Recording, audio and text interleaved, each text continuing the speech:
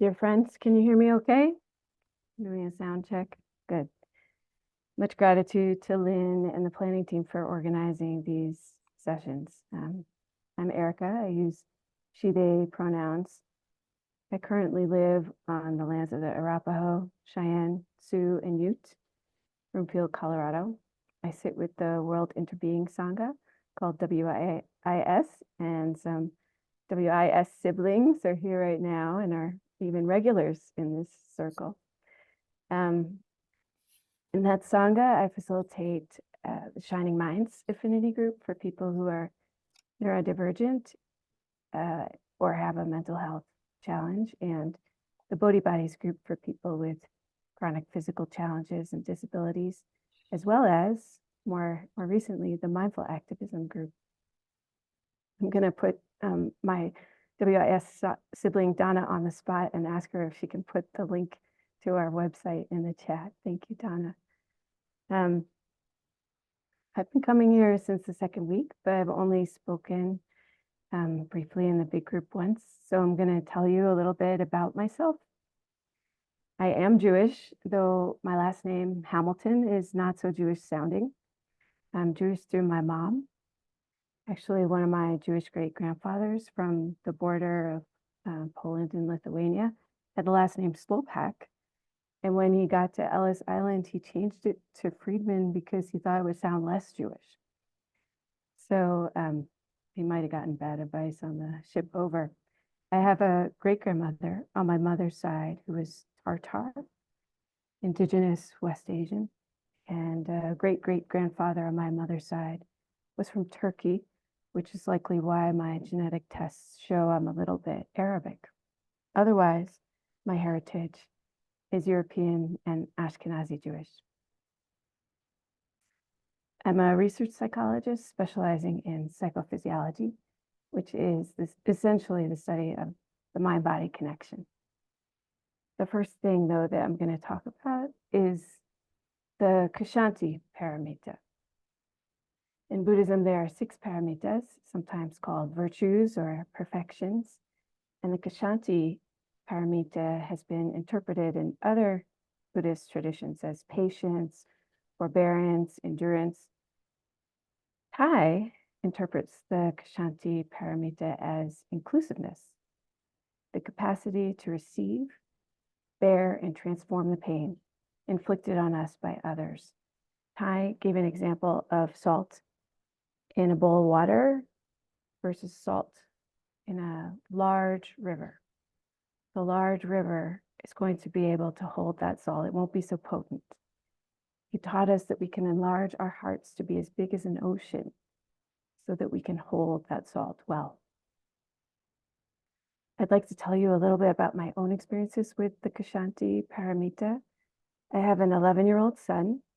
He has a combination of medical, developmental, mental health challenges, and has unfortunately experienced much medical trauma. Last year, he became extremely dysregulated at times, and he would have violent meltdowns that lasted 10 or more minutes, in which he came after my partner and I.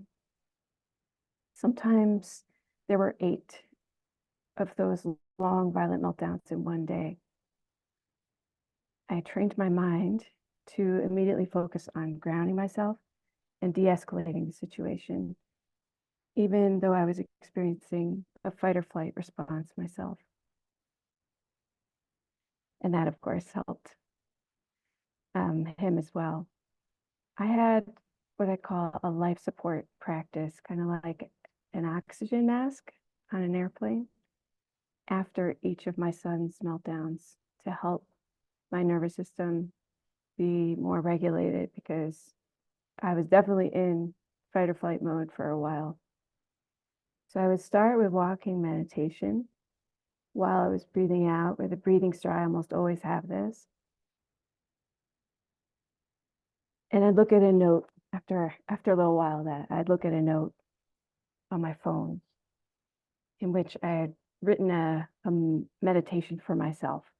And I'm going to read it kind of slowly with my hand on my heart. Feeling Buddha nature in my heart, feeling the support of the Sangha and the Dharma in my heart, feeling connected to this beautiful earth. Love is here in this moment. Compassion is here in this moment. Breathing in the weight of this moment. Breathing out loving kindness and compassion. Welcoming whatever arises in this moment.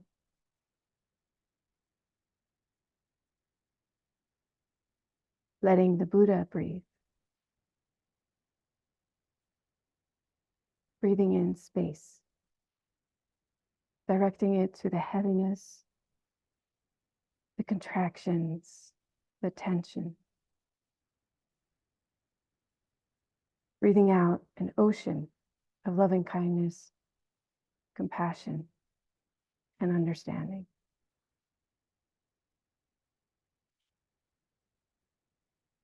This practice was one way in which I watered my resiliency seeds.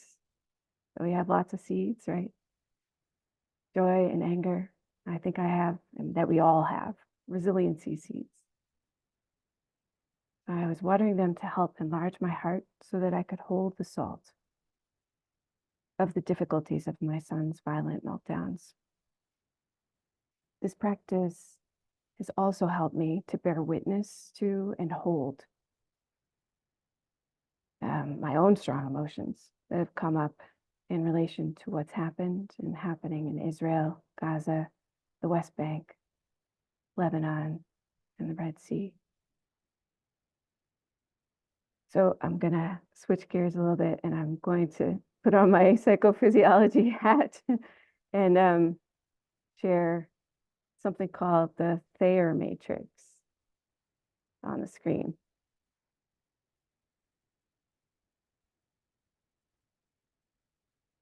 So Dr. Robert Thayer was a biopsychology researcher, and he developed this model to better understand what underlies emotions and moods. There are other psychophysiology models, and some of them might be more appropriate for understanding trauma. I like this one because it speaks to my own life experiences as a neurodivergent person with disabilities, including chronic fatigue, chronic pain, chronic illness. So you can see there are two dimensions in this model, tension and energy. And the horizontal axis represents tension. And that refers to what's happening in our autonomic nervous system. So I'm going to scroll down a little bit here. I know a lot of you know this already because a lot of you know a lot. But just as a recap, our sympathetic nervous system is known for our fight or flight mode, and our parasympathetic nervous system is known for rest and digest. And during waking hours, these two systems sort of trade off being activated. So for example, every time we get up and get something in the fridge, move around, our sympathetic nervous system is activated a little bit. These systems help us to carry out all the things that we're doing throughout the course of the day, even pooping. That's actually the work of the parasympathetic nervous system. Sister Chan Khong sings a song that has the line, whenever I go to the restroom, I am happy. So the work of the parasympathetic nervous system is carried out by the powerful vagus nerve in yellow. I'm going to go back up here. If we do some kind of physical activity, at the end of the activity, there's some activation of both parasympathetic and sympathetic nervous systems, because the rest and digest systems kicking in, calming down the body, while the sympathetic nervous system is still activated from our physical activity. And this is why physical activity is a kind of recovery training for our nervous systems. It's a really helpful way to bolster our nervous system's overall capacity to recover from stress. I recognize, though, that not everyone has the capacity to do physical activity, having spent literally months of my life in hospitals for various medical conditions. So back to the Thayer matrix. The vertical axis here represents energy, and that can vary due to a lot of different factors: sleep quality, circadian rhythms, age, medical conditions, blood sugar levels, many, many factors. So if we're at the bottom down here, we've hit bottom, so to speak. We're utterly exhausted, depleted. And at the top, we're on top of the world. We have plenty of physical energy, feel ready to run, carry out whatever physical tasks need to be done, do a little dance. So Thayer found that these dimensions affect one another. If we're feeling some tension, it's possible to reduce that tension by increasing our energy levels. And if we focus on lowering our tension alone, we might also increase our levels of energy. I'll talk a little bit about these little quadrants. When we're in this gray quadrant, tense tiredness, it's called. We don't have energy. We don't have enough energy to face the tasks at hand. But the tension can often keep our minds going strongly. Like Kai says, radio nonstop thinking, but even stronger than that. And in this zone, we're also most vulnerable to the effects of stress. Thayer, in studies, found that cigarette smokers who are trying to quit smoking were most likely to smoke a cigarette or even a whole pack when they were in this zone.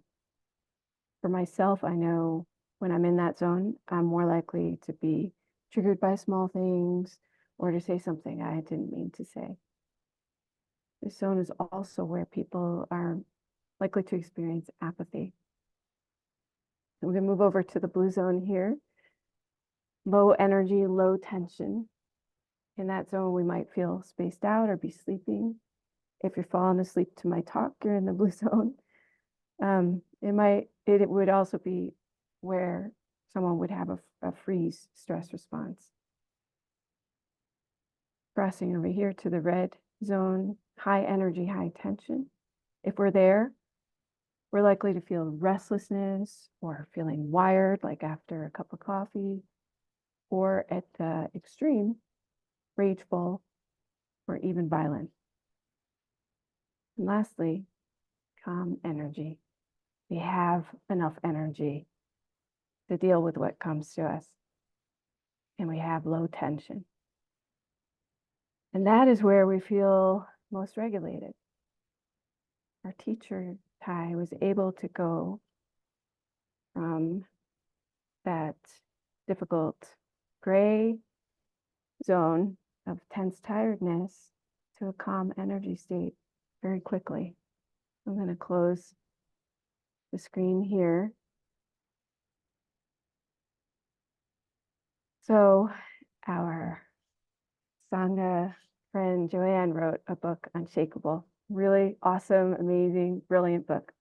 And in it, she demonstrated how Tai chose self-regulating methods during times of extreme stress. I'm going to read one paragraph from her book. I hope that's okay, Joanne. By 1957, Tai was on the verge of overload. His journals from this time recount that he didn't think his friend's practice was strong enough to endure the violence surrounding them.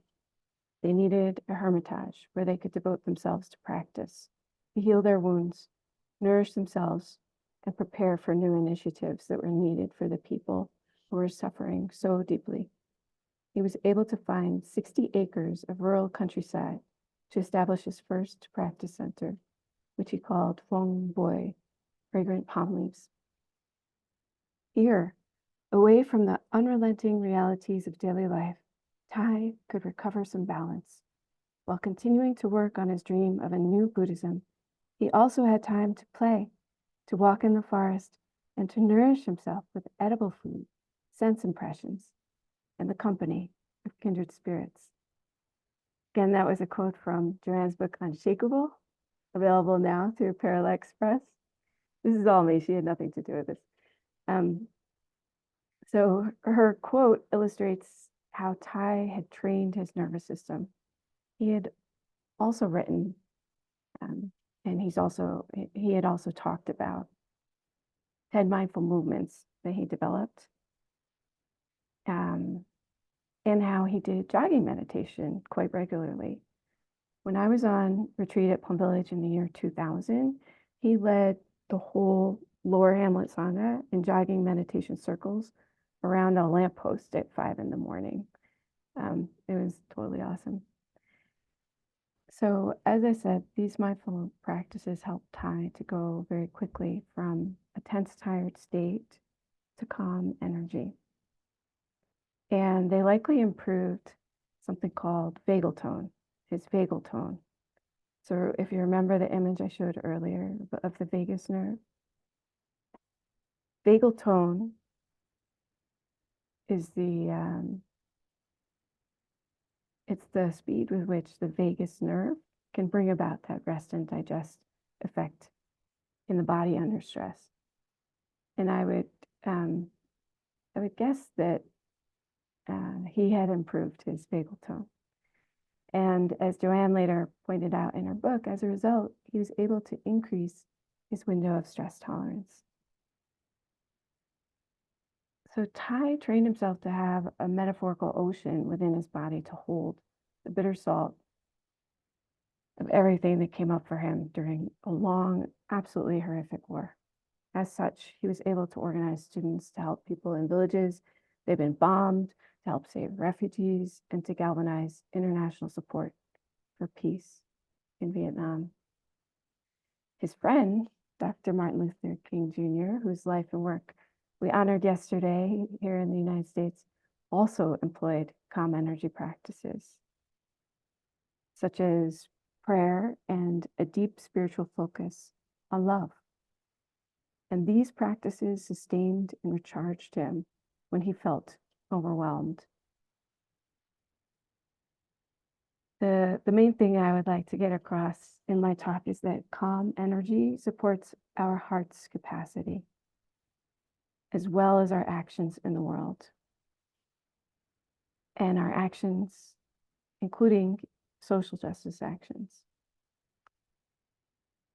The Plum Village tradition includes many regulating practices to help us reduce tension, deep relaxation, sitting meditation, lazy days. That's a very important thing for reducing tension.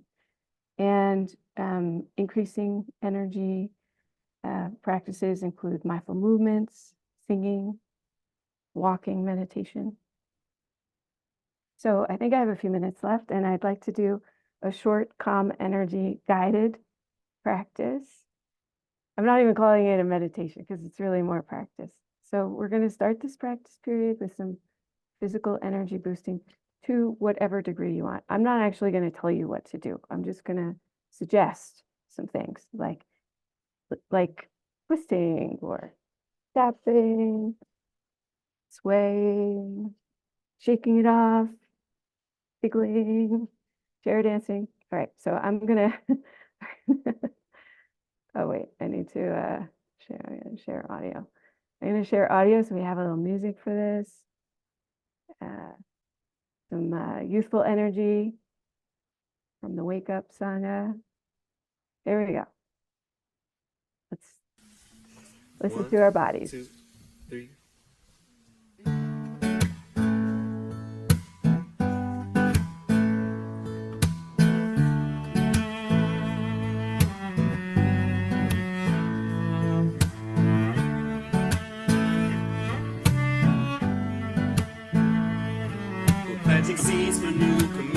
anxieties. It's time to wake up, to be the change in the world we want to see. It's time to open up, to redefine society. No, don't give up. We're planting seeds for new communities. Please wake up, wake up. Open your eyes, wake up. Please realize, wake up. You are skillful and wise. Wake up. Open your eyes, wake up. Please realize, wake up. You are skillful and wise. Wake up.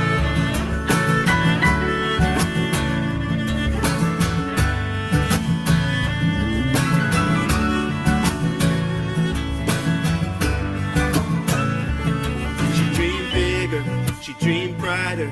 She had the energy of wholeness to guide her. And when she stopped to look inside her, she listened to her inner voice and said, I can clearly see my choice to live in this new way, to take time each day, to meditate and to pray. It is a new day, and there is so I'm much gonna more that have I this need to to say. close our energy boosters, a little massage. Come back to a little bit.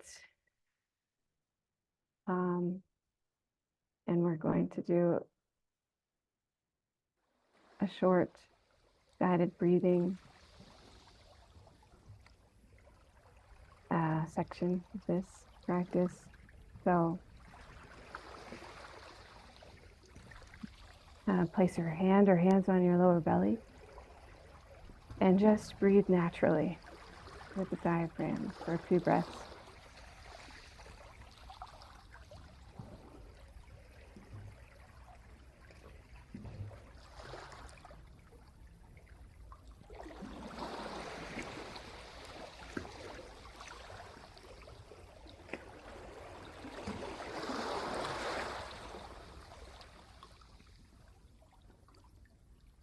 And now let's breathe in through the nose for a count of 4. I'll use my hand as a breath guide, and out through the mouth for a count of 6.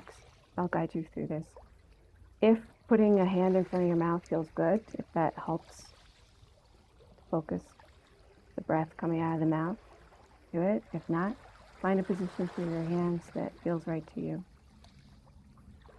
So, kind of breathing in with the diaphragm, breathing out, in, out,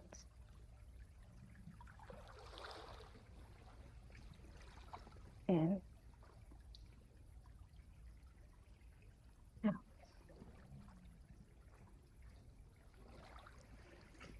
in,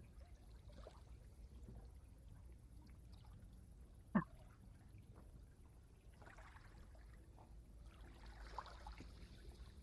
in, out.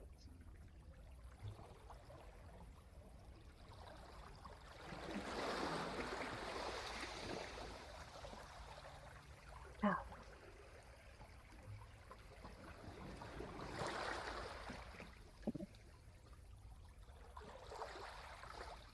Out. And last one, in, out.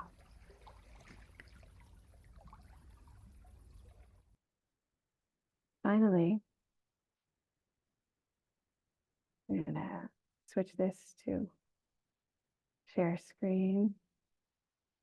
Finally, I would like to share with you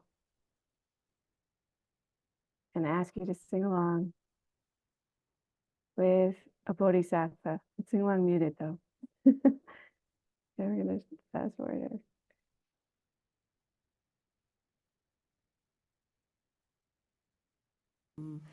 I am happy being aware of my eyes.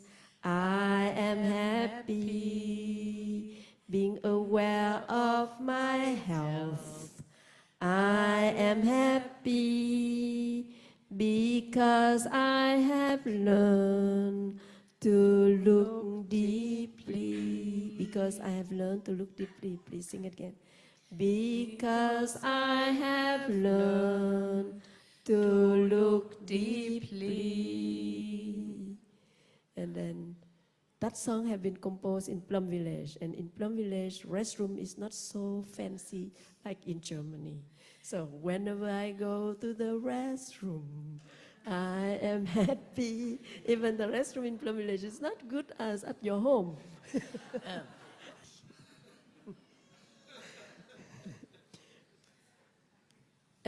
Whenever I go to the toilet, I am happy. Whenever I go to the kitchen, I am happy. Whenever I wash dishes, I am happy because I have learned to look deeply.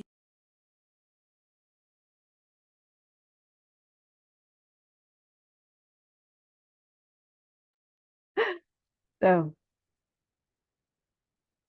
um, that's my presentation. So thank you for your time and your attention.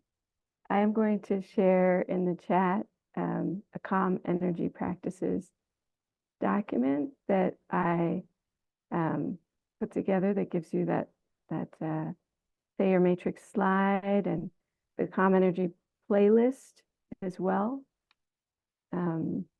If I can find the chat. So that you have it, and as well as some resources.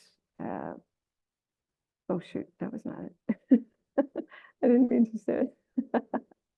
All right, I'll share that momentarily. Okay, that's all over the place. I meant to do chat. Here we go. That is the calm energy. That is the calm energy resource document. So see, that's why I'm not so good with the chat while I'm doing. Lynn, it's all yours. Thank you.